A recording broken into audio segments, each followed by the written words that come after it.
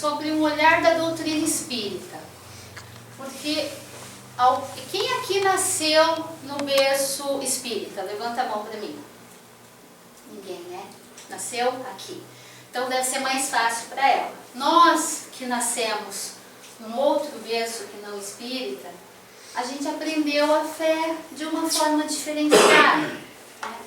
E de repente, difícil entender que o que a gente aprendeu é, mas não é. Por que é e por que não é? Né? E quando a gente fala de fé racional, a gente vai falar dentro da doutrina espírita que essa fé tem respostas. Ok? Vamos lá. Mãe. Tem uma. Ok. O dicionário vai trazer para nós o que significa fé. Ah, isso é o dicionário. Eu busquei no Google. Fé é a confiança absoluta em algo ou alguém. É um crédito. Nós vamos ficar com esse conceito. Então, só tem fé quem confia. Certo? Se é a confiança absoluta, só tem fé quem confia. Capítulo 19 do Evangelho segundo o Espiritismo vai trazer a fé que transporta montanhas. Nós não vamos entrar especificamente nisso, mas Kardec traz ali um conceito de fé para nós. E ele vai dizer o quê? Que fé consiste na crença em dogmas e postulados que constituem as diferentes religiões.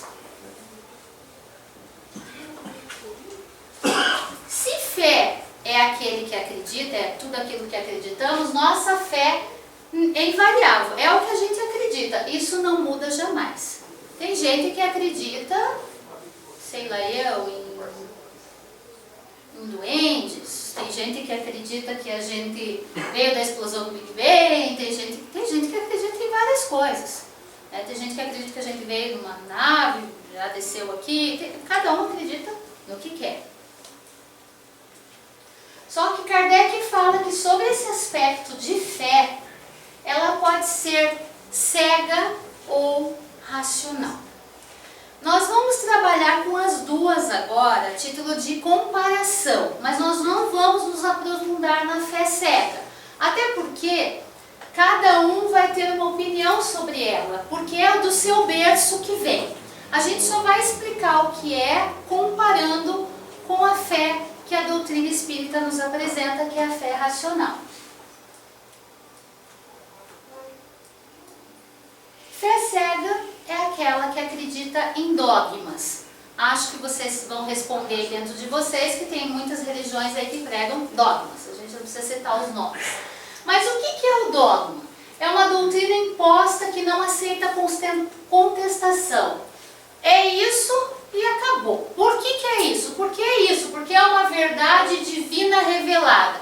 Alguém dos céus revelou e você não questione, não conteste, você ou crê ou não crê. Eu tinha um conceito de fé, até eu conhecer a doutrina espírita, que era fé é acreditar no invisível, acreditar no impossível, ver o invisível, não sei mais o que, graças a Deus já deletei.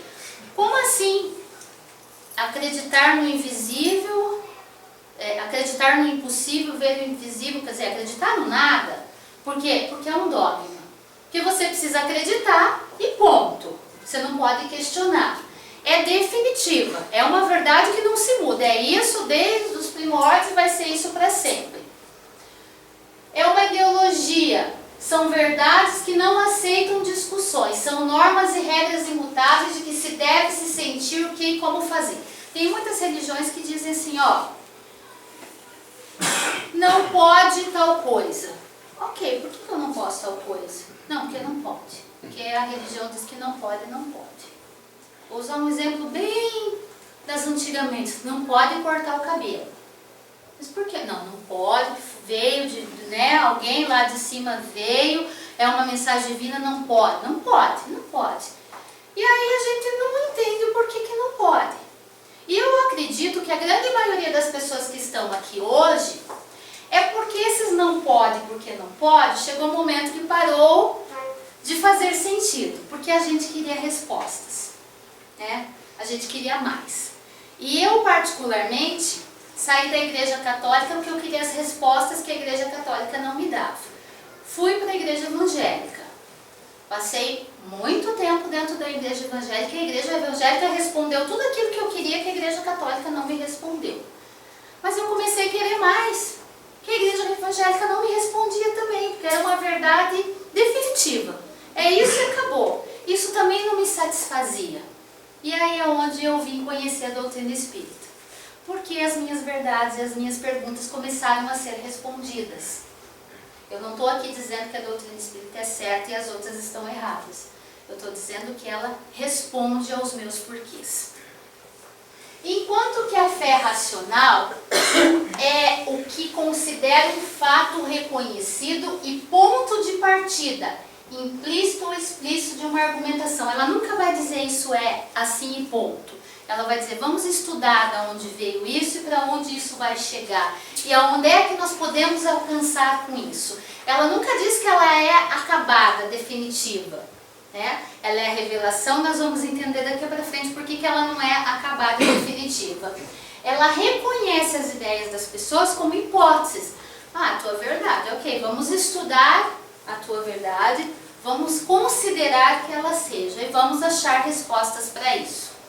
E parte do ponto de se ter um raciocínio que ajuda a chegar numa conclusão. Então, todas as perguntas que o Evangelho do Espiritismo responde, e todo o caminho que nós temos, ela tem um ponto de partida e ela tem uma evolução. Ok? Então, dogmas não se explica e postulados são argumentáveis. E aí não é só o Espiritismo, tá? Que tem uma religião de postulados, mas postulados da doutrina espírita, basicamente, são 5. Então, toda pessoa que fala, eu sou espírita, tem que acreditar nessas 5 coisas. Mas não é acreditar por acreditar, é acreditar porque entende o porquê. Então, primeira coisa, tem que acreditar na existência de Deus. Foi Deus que criou todas as coisas, é a partir de Deus que tudo se começa. Esses são 5 pontos. Todo espírito tem que ter isso na ponta da língua, para dizer que é espírita. Segundo, tem que acreditar na imortalidade do espírito. Eu sou um espírito que atualmente estou vivendo num corpo físico. Esse corpo se acaba e o meu espírito permanece, porque ele é eterno, não morre nunca. Eu tenho que acreditar nisso. A comunicabilidade entre os planos espirituais e físicos. Olha, se eu sou um espírito que hoje eu estou com um corpo, mas ontem eu não estive, logo tem um monte deles aqui que não estão, e que Deus seria esse que só deixaria a gente se comunicar quando está encarnado. Então existe uma comunicação entre encarnados e desencarnados. Isso é fato. Reencarnação, pluralidade da existência. Eu preciso acreditar na reencarnação. Eu preciso acreditar que essa vida não é única e agora. Até porque não teria lógica, né? Senão Deus seria injusto, Deus seria mau. E Deus não é injusto, Deus não é mau. Né? O que eu estou vivendo hoje é consequência de um passado, nós vamos falar mais sobre isso. E a pluralidade dos mundos habitados. O espírita precisa acreditar que nós não somos só planeta Terra e nem todo mundo nasceu aqui. Nós vivemos de outros planos, mas isso aqui é o estudo da doutrina espírita. Ela se passa por esses 5 postulados. Fé cega não se explica e a doutrina espírita se explica. Se explica como? Os dois são princípios de uma religião, mas Kardec veio e trouxe, na época, toda a explicação necessária à doutrina espírita, e depois de Kardec nós tivemos outros. Nós vamos ver um videozinho aqui, bem basiquinho, de quem foi Allan Kardec. Porque às vezes a gente fala, quem é Kardec? Né? Todo mundo fala, é espírita kardecista. Por que nós somos espíritas kardecistas? A partir do quê? O que aconteceu com Kardec? Quem foi Kardec? É um videozinho bem curtinho, mas dá pra gente saber um pouquinho sobre... Vamos contar a história da doutrina espírita e de Allan Kardec. Em um vilarejo do estado de Nova York, nos Estados Unidos, chamado Hydesville, morava uma família protestante. O pai, John Fox, sua esposa Margaret e as filhas Margarete e Caterina. Naquela casa começaram a aparecer fatos estranhos, ruídos, pancadas, batidas que assustavam a todos. Em 31 de março de 1848, quando as pancadas ficaram mais fortes, as irmãs Fox resolveram desafiar o mistério e começaram um diálogo. Conte 1, 2, 3, 4 e logo se ouviram as pancadas respectivas. Toque, toque, toque, toque. Descobriu-se que aqueles ruídos eram provocados pelo espírito de um mascate que havia sido assassinado pelo antigo morador daquela mesma casa. Por isso, 31 de março de 1848 foi considerada a data do nascimento do novo espiritualismo. No mesmo período, em vários países, fenômenos estranhos começaram a acontecer. Eram as chamadas mesas girantes, que movimentavam-se rodando, dançando e subindo no ar sem nenhum apoio. Até então, as pessoas utilizavam os eventos como um passatempo que animava os salões. Foi quando, em 1854, um filósofo cientista ficou sabendo dos eventos. Mas primeiro, vamos descobrir quem é ele. Hippolyte Léon Thélisard Rivail nasceu em 3 de outubro de 1804 e desde jovem dedicou-se ao conhecimento da ciência e da filosofia. Estudou no Instituto de Educação dirigido por João Henrique Pestalozzi, na Suíça. Em 1822, voltou para a França, onde passou a escrever livros didáticos. Publicou obras sobre matemática, geometria, gramática francesa, química, física, astronomia, fisiologia e muitas outras coisas. Em 1832, casou-se com a professora Amélie Gabrielle de Lacombe, chamada carinhosamente por ele de Doce Gabi. Lembra das mesas girantes? É aqui que elas se encontram com o nosso personagem. Em 1854, através de uma conversa com o Sr. Fortier, seu colega na Sociedade de Magnetismo, Hippolyte fica sabendo dos fenômenos. Em 1855, ele se dispõe a participar pela primeira vez de uma sessão para analisar os fatos. Ele observa, duvida, questiona e conclui que por trás daqueles eventos havia uma inteligência, os espíritos.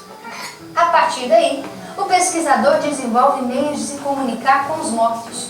Surge então a doutrina dos espíritos, através do trabalho de vários médiuns. Allan Kardec, pseudônimo adotado por Hippolyte, codifica obras como o Livro dos Espíritos, o Livro dos Médiuns, o Evangelho segundo o Espiritismo, a Gênese, o Céu e o Inferno, além de vários estudos publicados na Revista Espírita.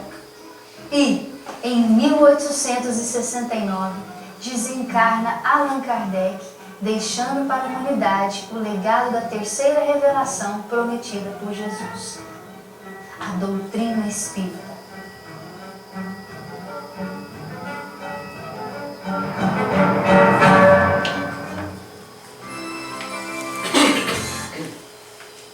Então, esse foi Kardec. Então, um resumozinho da história dele, mas é bacana de ver. Ele foi pedagogo, ele não fala, mas eu preciso reforçar, né, como uma boa pedagoga que sou. Foi escolhido para decodificar e fazer essa comunicação com os espíritos. E aí, como o vídeo colocou, Kardec iniciou o trabalho com as obras básicas, né? São, a princípio, 5 obras, né? Depois tem outras. O Livro dos Espíritos, o Livro dos Médiuns, o Evangelho segundo o Espiritismo, o Céu e o Inferno, a Gênese. Paralelamente a isso, Kardec publica as revistas também. E aqui onde eu falo que a doutrina responde às nossas perguntas, é exatamente por isso. Porque a pergunta básica, quem sou eu? Está respondida na Gênesis, o Livro dos Médiuns, o Evangelho, o Céu e o Inferno, das questões 1 a 1019.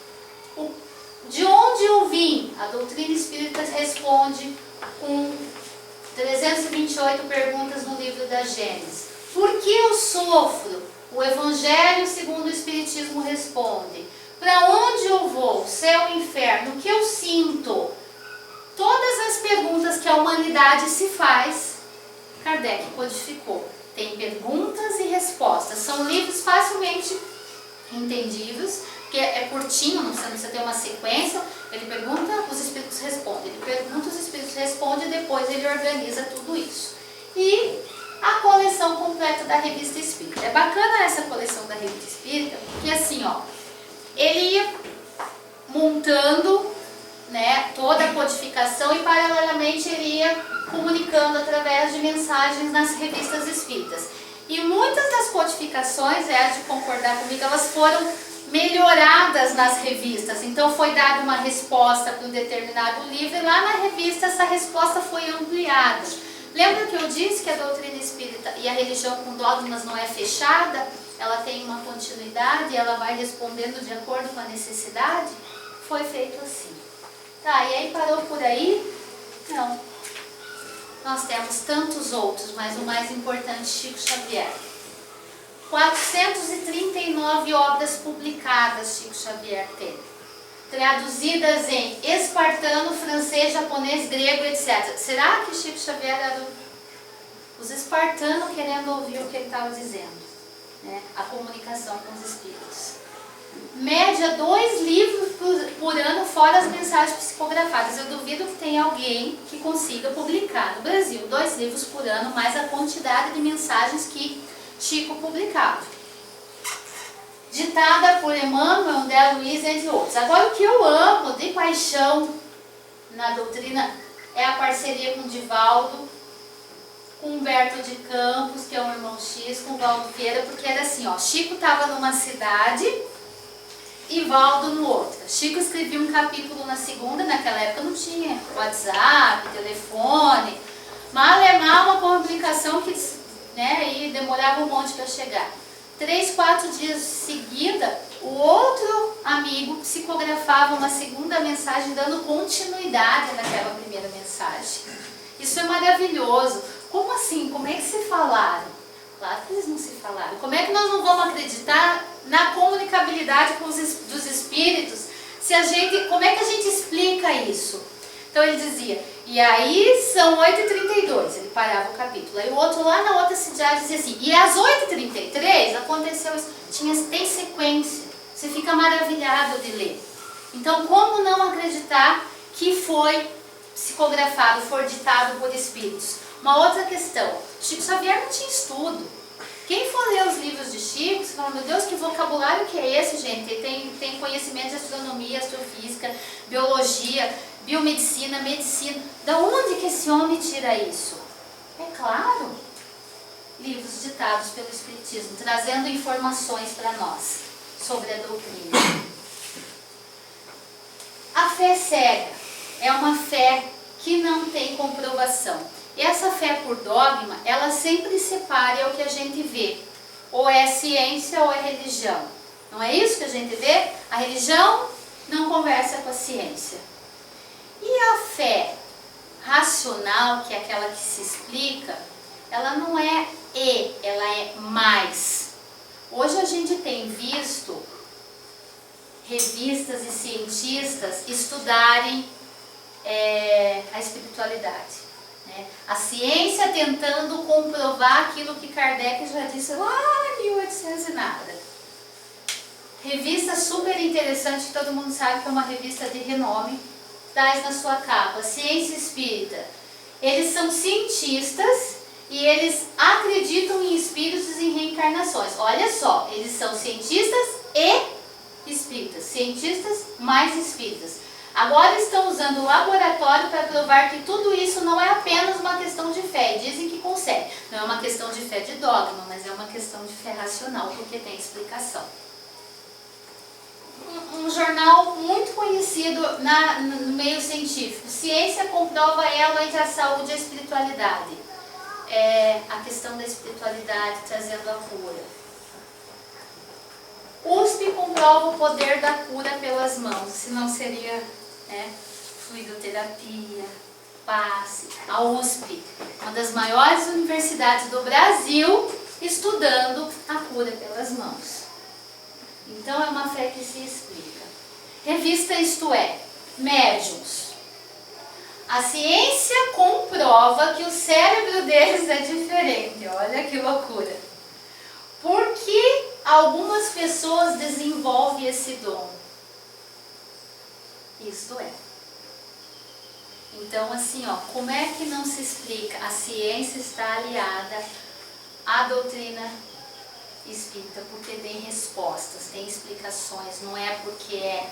E aí, enquanto não conseguia se explicar, a teoria do Big Bang caía muito bem, porque eles conseguiam explicar a teoria deles. A gente já explica que não é bem assim, a gente dá o porquê do porquê do porquê. Eles são obrigados a reconhecer a existência.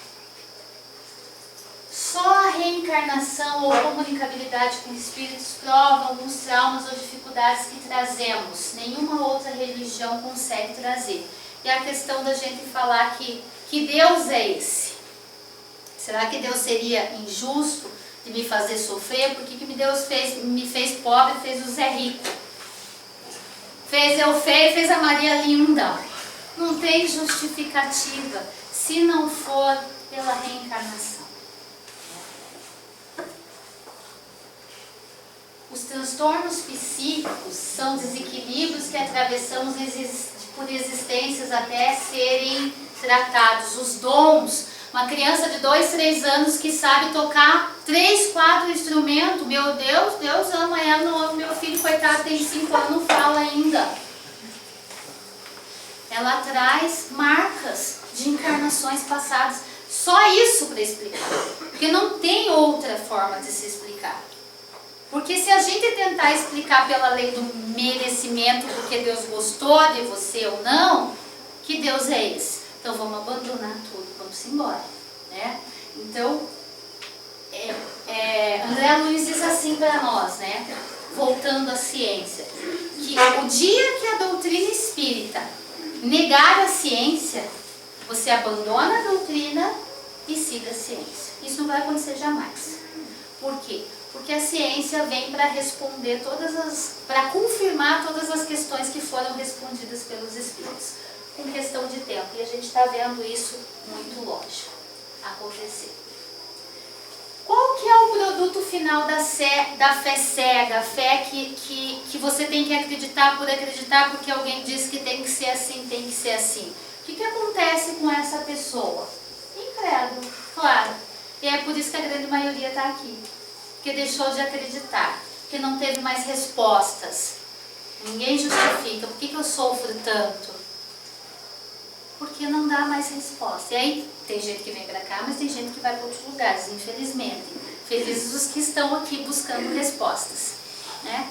Ela não responde mais. Então, torna-nos incrédulos. Tem gente que fica tão incrédula que se torna ateu. Padres que são estudiosos da teologia católica profundo se tornam ateus. Por quê? A teoria não dá conta por si só de responder de onde eu vim, para onde que eu vou, de uma questão lógica. Até se responde, mas não tem lógica na resposta. Outro produto final que a fé cega traz. O que vocês acham? É um padre com um muçulmano, o que é isso aqui? Se as pessoas se matando, olha só isso. As pessoas se matando em nome de Deus, o que chama isso? Fanatismo.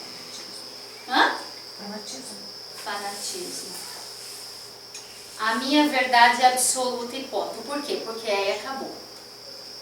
E aí as pessoas estão se matando em nome de Deus sem nem saber por quê, né? Mesmo sem entender por que da questão, não aceita ser questionado. E ponto.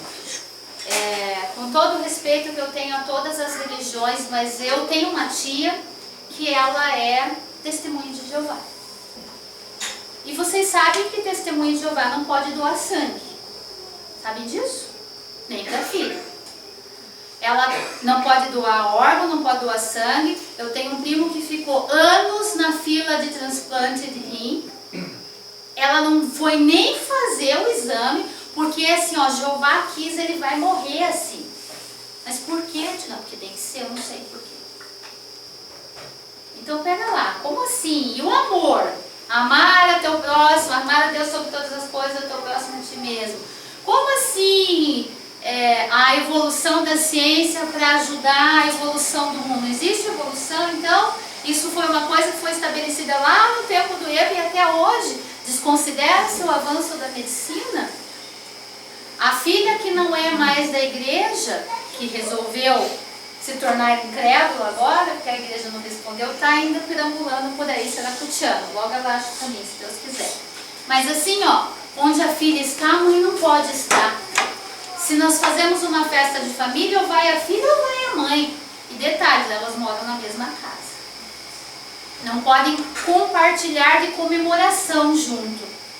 Isso é fanatismo, gente. Que a minha religião não permite que eu sente na mesma mesa que a minha filha para comer, mas morar na mesma casa pode. Não acredito em Natal, ok? Não acredito em Natal. Se você ligar para ela no Natal e falar Feliz Natal, ela te xinga tudo. Mas se você for lá dia 26 com presente, ela aceita. Porque no dia do Natal, não, gente, estou falando sério. Aniversário, não se comemora aniversário, só de Jesus. Mas se você for no dia seguinte, feliz aniversário, ai, obrigado. Mas no dia não pode, porque a religião não permite. Como assim? Fanatismo. Fanatismo. Produto final, suicidas. Tem gente que consegue buscar resposta em outros lugares. Tem gente que sai da casinha. Quanto mais estuda os dogmas, mais fica louco, mais não acha a resposta, vai buscar outras coisas e acaba se matando. A pessoa acha que o seu problema é o maior do mundo, que ninguém sofre como ela, que ela é castigada por Deus, que tirando a vida física irá resolver o problema. Será? Nós, espíritas, sabemos que ela está potencializando esse problema ao cubo ainda, nem ao quadrado. Será que o meu problema é realmente o maior do mundo?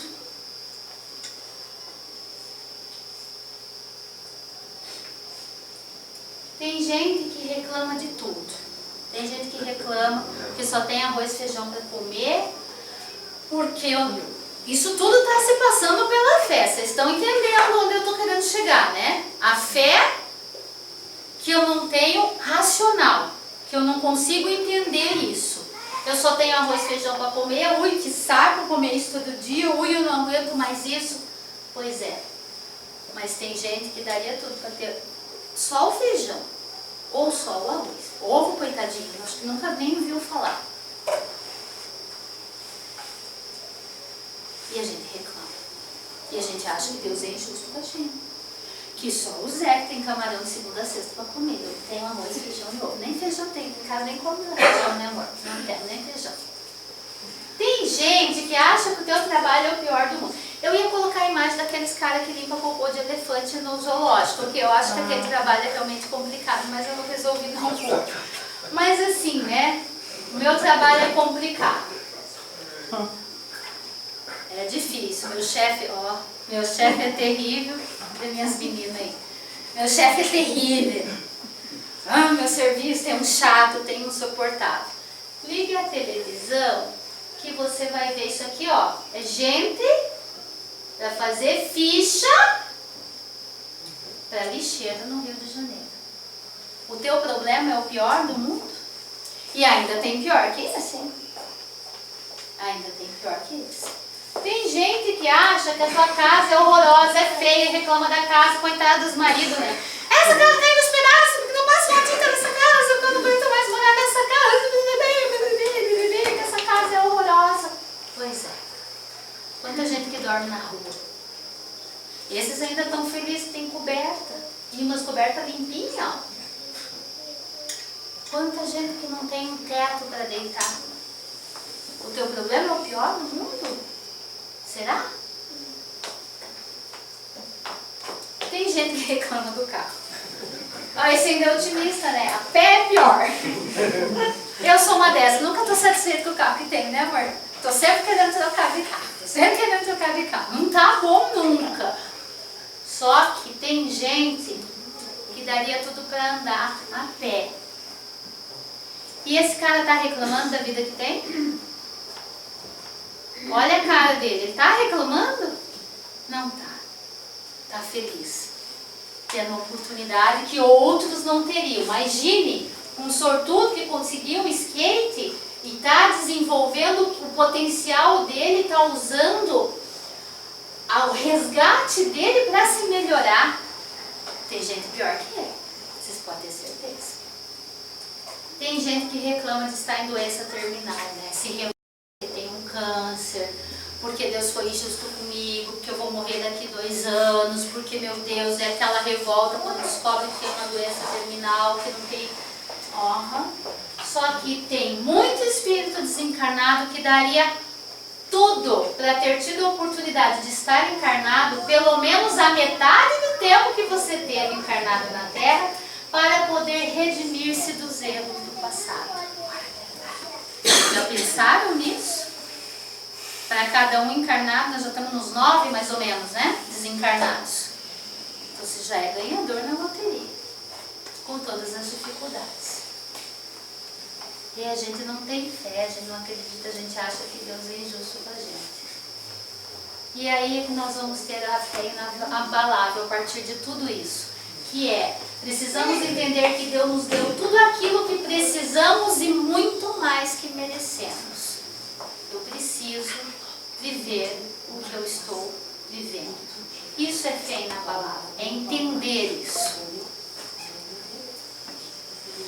Fé inabalável tem como produto final a fé aliada ao raciocínio. Kardec dizia lá assim, ó, em 1804 foi colocado a data dele. Fé inabalável só é a que pode encarar a razão em todas as épocas da humanidade. A lógica. Eu passo por problemas porque eu sei o porquê eu estou passando por isso. E quais são as condições? Como é que a gente faz para ter essa fé inabalável? Como é que a gente faz para parar de se torturar? A gente vê aqueles caras que se torturam, com chicote, que se prendem, que enclausuram, que ficam sem comer. Eles são melhor que nós. Eles pelo menos reclamam. A gente fica se cobrando, se torturando o tempo todo por não acreditar e não saber que o que acontece conosco é para merecimento. Crença é acreditar. Isso tem que ser um mantra na nossa vida. Tudo está certo como está. Tudo. Absolutamente tudo. A cor do cabelo, a unha encravada. Se não tivesse vindo de unha encravada, o que ia fazer com esse pé? Meu Deus do céu, né? Tudo está certo como está. Fique tranquilo. Fique tranquilo. Agora, tranquilo é o mesmo que sem problema? Eu sei que tudo está certo como está. Mas agora que eu sei, os meus problemas acabaram? Não, né? Até porque se não fosse para ter problema, não estaríamos aqui. Passamos por problemas, mas com entendimento para saber que estamos passando por provas e expiações.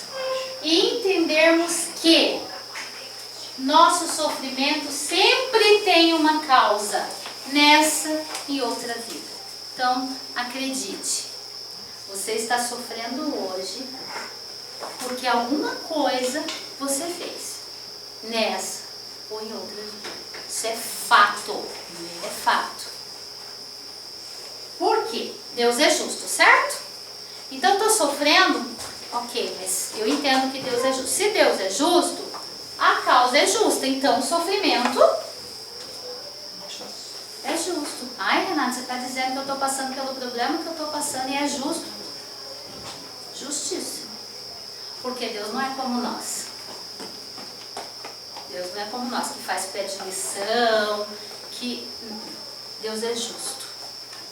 Quando a gente fala lá no primeiro princípio do Espiritismo, que é acreditar em Deus, é acreditar num Deus justo. Acreditar num Deus justo. Então, se a causa é justa, pare de reclamar, você não é vítima. Ninguém é. Pare de se colocar numa situação de vítima. Eu sou um coitadinho, eu sofro, nada vai acontecer de bom na minha vida, porque a minha vida é um desastre. Você não é vítima de nada, queria simples dizer. Então não se coloque nessa posição. Tudo que Deus faz é justo. E que todo sofrimento tem causa nesta ou em outra vida. A grande maioria das vezes em outra vida, às vezes nessa mesma. Né? Às vezes a gente mete o pé pelas mãos, atropela as coisas e paga as consequências. Bem, não precisa reencarnar. Mas a grande maioria dos nossos sofrimentos estão em vidas passadas. Lógico, eu só vou receber porque eu dei antes. E o desenho aqui é muito claro, né? O que vai acontecer? Com a mesma intensidade de força, até mais, porque a força que ele colocou aqui foi uma. O peso de todas as pedras vão voltar. Ninguém recebe o que não deu. Então, se eu estou sofrendo, eu causei sofrimento. Você pode ter certeza. Se eu estou passando por dificuldade financeira, foi porque eu já tive a oportunidade de ter o dinheiro e não soube aproveitar. Fiz mau uso dele. Se eu estou sofrendo porque eu fui traída, porque eu já traí alguém. É fato. Quando a gente começa a entender que tudo tem uma lógica e uma razão de ser, não é que a gente não sofre mais, mas a nossa fé em que as coisas vão melhorar, porque depende de nós, porque assim como dependeu de mim o sofrimento, depende de mim a melhora. A nossa fé começa a trabalhar de forma diferente, porque aí eu começo a plantar diferente. Se hoje eu sofro porque eu estou resgatando coisas do passado e eu tenho um espírito eterno, que eu estou nesse corpo hoje, mas que o meu espírito não se termina e eu vou ter outras encarnações, porque eu acredito nisso, eu não quero ter outras encarnações ruins, porque Deus é justo e a causa é justa. Então, para que eu não sofra, o que eu tenho que fazer? Plantar. Ah, mas eu estou levando bordoado e vou ser bom. Vai ser bom. Porque você está levando bordoado, porque não é porque você é vítima, é porque você já deu a bordoada. Se você quiser parar de levar a bordoada, comece a dar carinho, dê amor.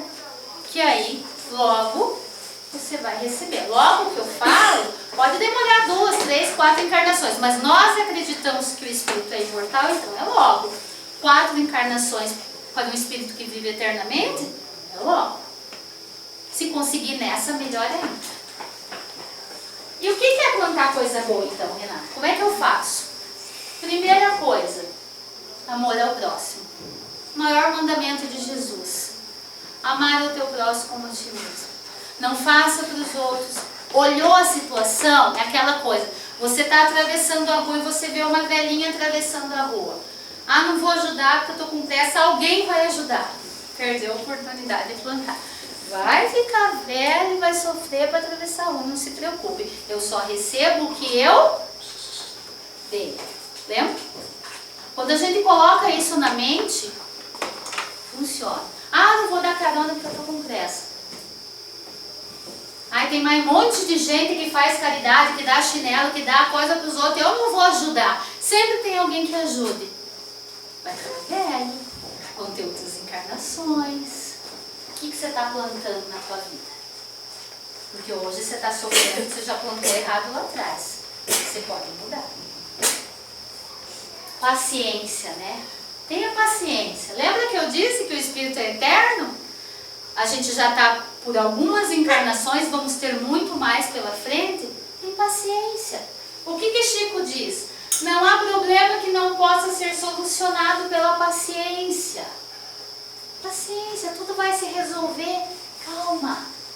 O sofrimento é justo, é necessário para o crescimento e evolução espiritual. Eu estou sofrendo porque eu plantei, mas eu posso deixar de sofrer. Tem que ter paciência, porque olha lá.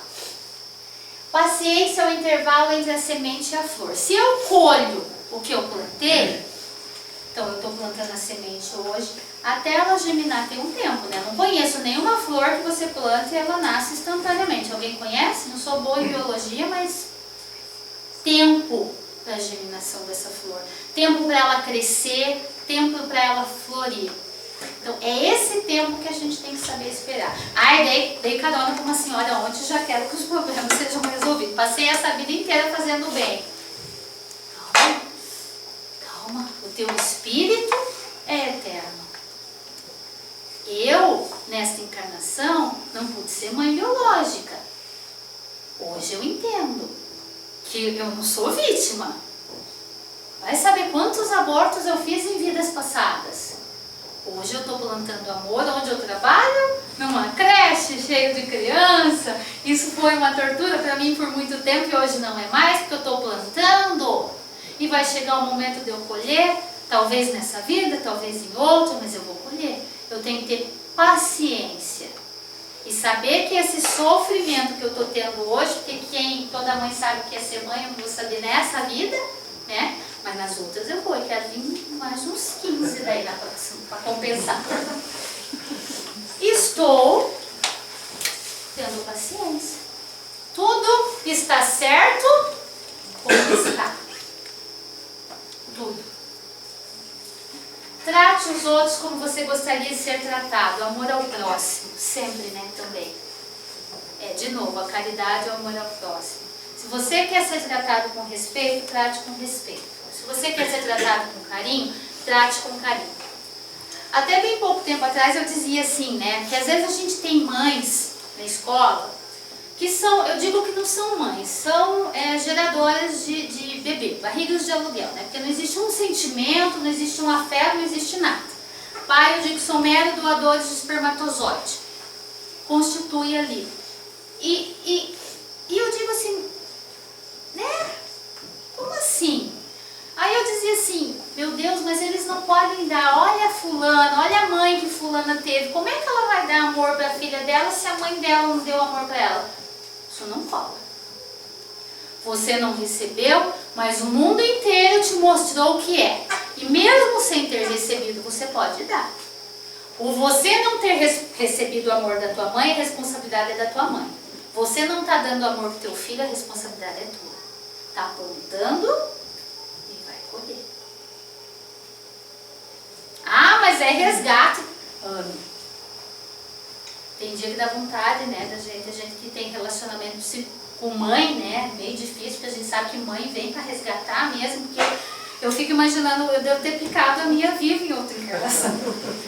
Porque a gente fica tentando entender, né, por que a gente tem tanto conflito, mas tem que amar, incondicionalmente. Faça para o outro o que você gostaria que fosse feito para você, em qualquer situação. Perdoe, sempre. Sempre, sempre, sempre, sempre. Não atingiremos a paz sem desculpar os erros alheios que em outras circunstâncias poderiam ter sido nós. Poderiam não. Em outras circunstâncias nós cometemos os erros. Então, perdoe, sempre. Meu, mas eu não mereço isso. Opa! Nunca mais diga eu não mereço passar pelo que eu estou passando. Merece e tem mais. Lá quando foi reencarnar, que a gente foi escrever o plano reencarnatório, você ainda colaborou, foi participativo. Você disse, eu quero passar por isso, quero sofrer isso. Perdoe, sempre. Que vai ser a minha próxima palestra sobre o perdão. Inclusive a partir de uma mensagem psicografada aqui. Perdoe sempre. E peça perdão. Não fiz nada. Não nessa vida, criatura. Você não se esqueça que se você está junto é porque está Eu costumo dizer mãe, porque eu e minha mãe é uma relação assim de amor e ódio muito engraçada. A gente se ama loucamente, ela mora comigo, mas a gente vive em conflito. De vez em quando fala, pelo amor de Deus, me perdoe.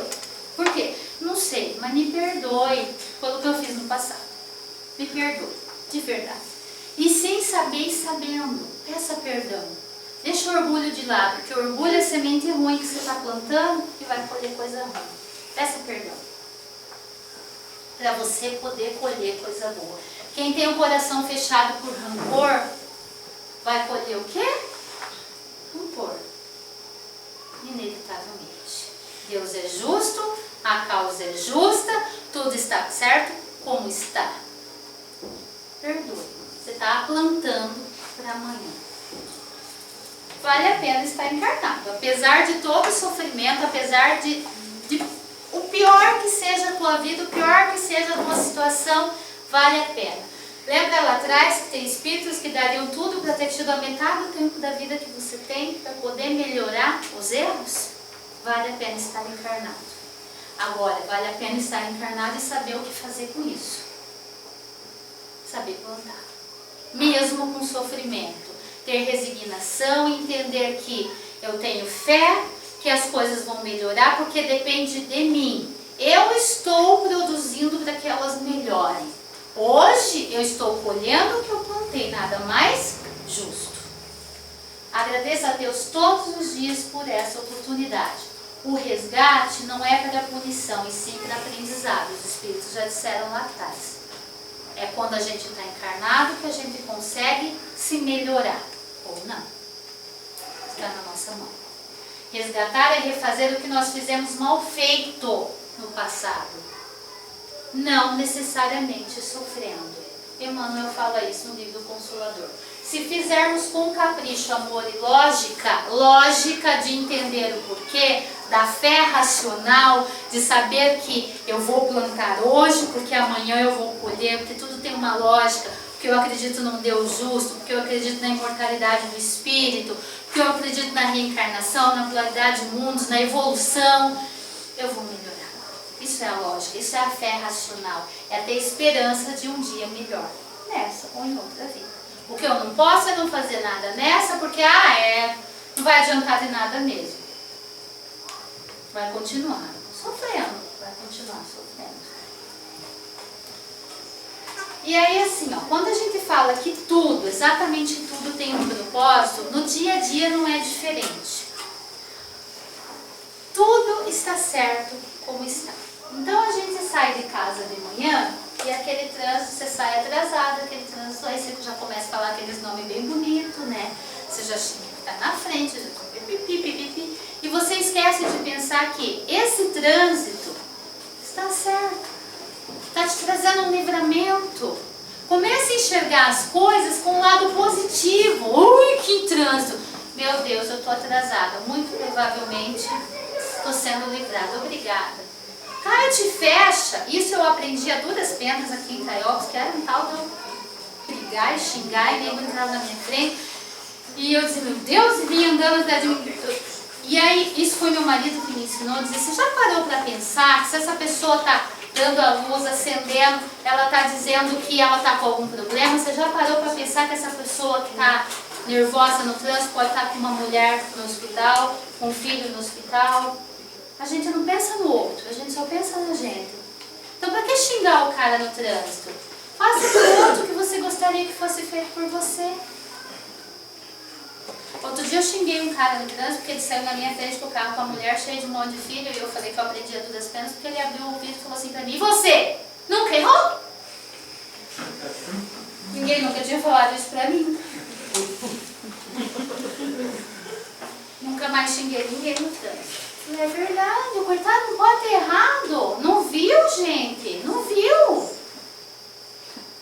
Pra que me irar? Pra que me estressar? Pra que ficar bravo? Vou plantar o quê? Coisa ruim. Eu creio que tudo vai melhorar porque eu sei que eu estou corrigindo. Eu sei que eu estou corrigindo meus atos e estou melhorando o meu plantio. Por isso, é lógico que a colheita será melhor. Acho que já ficou claro isso, né? Não precisamos rebater. Eu sei. E aí, o que a fé racional traz? A paciência, porque é lógico, a gente já falou sobre ela, né? Tudo acontece na hora certa. A humildade de aceitar que eu ainda não estou pronta para ser rica igual o Zé. Porque se Deus me der dinheiro nessa vida, eu vou meter o pé pelas mãos. Eu tenho que ter a humildade de saber que não é para mim ainda, mas vai ser, ou já foi.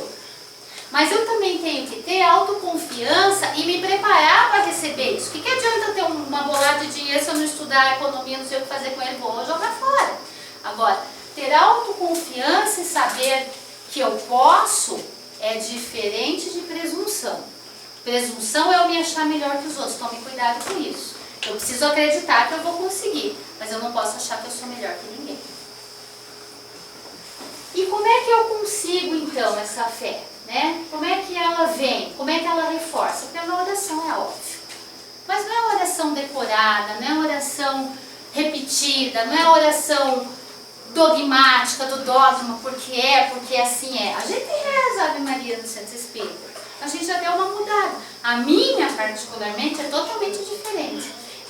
Quem já me ouviu, porque eu rezo com o meu coração. Eu converso com Maria. Ave Maria, cheia da graça, o Senhor é com você, porque você é uma mulher bendita. Porque o bendito é o fruto que você gerou. Santa Maria, Mãe de Jesus, rogai por nós agora e em toda a eternidade. Que assim seja. Essa é a minha Ave Maria. Eu não repito, eu converso e eu acredito verdadeiramente que eu estou falando. Porque a prece verdadeira tem que sair dos nossos lábios, não só, do coração também. E busque uma casa espírita. Está com problema? Busque uma casa espírita. Por quê? A casa espírita vai acolher, vai lhe orientar, vai aconselhar, vai instruir. Só que você tem que fazer a tua parte. A casa espírita. Tem gente que liga pra gente. Não tô bem, põe meu nome no caderno de radiação. Vem tomar passe e acha que as coisas vão resolver. Aí vem fazer tratamento e fica apontando. Meu Deus, é 8 passes. Não acaba nunca. Aí acaba os passes que é já tá bom, já. Não deu certo. Aí ele vai em outra casa espírita porque não dá certo. Ele vai em outra. Por quê? Receptivo ao tratamento. Não adianta ir porque alguém mandou. Primeira parte. Segundo, tem que haver reforma íntima. Você precisa mudar a tua vida. Você precisa passar a viver diferente. Não adianta buscar uma casa espírita e sair lá fora xingando o cara que passou na tua frente. Não adianta vir na casa espírita com um rapaz, chegar em casa, descer o cacete na mulher, bater nos filhos, desculpa, perdão. Foi. Não adianta. Reforma íntima. Não adianta vir na casa espírita e ir pro barzinho beber cerveja. Mas hoje é sexta-feira, tudo certo. Não adianta. Reforma íntima. Conhecer a lei do merecimento, que nós já falamos bastante sobre isso. A casa espírita vai lhe proporcionar isso. Haroldo Dutra Dias diz que quando o Evangelho entra em nosso coração, ele acende a luz da fé. Quer acreditamos no mundo espiritual ou não. Então leiam o Evangelho. Que as coisas vão clarear. Leiam. Aqui nós temos para vender qualquer Evangelho. Leiam o Evangelho. Ele vai responder. O Evangelho segundo o Espiritismo dá respostas além do que a gente tinha. Os livros do Espiritismo respondem de onde viemos, para onde vamos, porque sofremos. Leiam. Quando a palavra de Jesus entra no nosso coração, as coisas acontecem.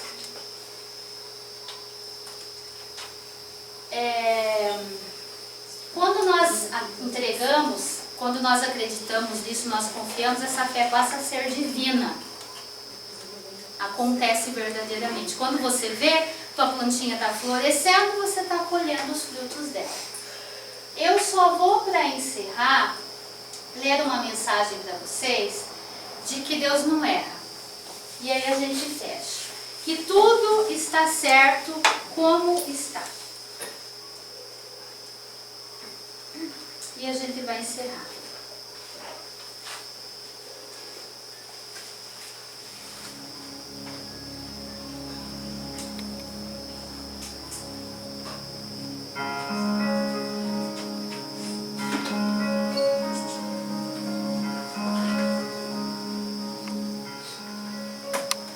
Deus nunca erra. Há muito tempo, num reino distante, havia um rei que não acreditava na bondade de Deus. Tinha, porém, um súdito que sempre lhe lembrava dessa verdade. Em todas as situações ele dizia: meu rei, não desanime, porque tudo que Deus faz é perfeito. Ele nunca erra. Um dia, o rei saiu para caçar junto com seu súdito e uma fera da floresta atacou o rei. O súdito conseguiu matar o animal, porém não evitou que a majestade perdesse o dedo mindinho da mão direita. O rei, furioso pelo que havia acontecido e sem mostrar agradecimento por ter sua vida salva pelos esforços do seu servo, perguntou a este: e agora, o que você diz? Deus é bom? Se Deus fosse bom, eu não teria sido atacado e não teria perdido o dedo. O servo respondeu: meu Deus, meu rei, apesar de todas essas coisas, somente posso dizer que Deus é bom. E mesmo isso, perder um dedo é para o seu bem.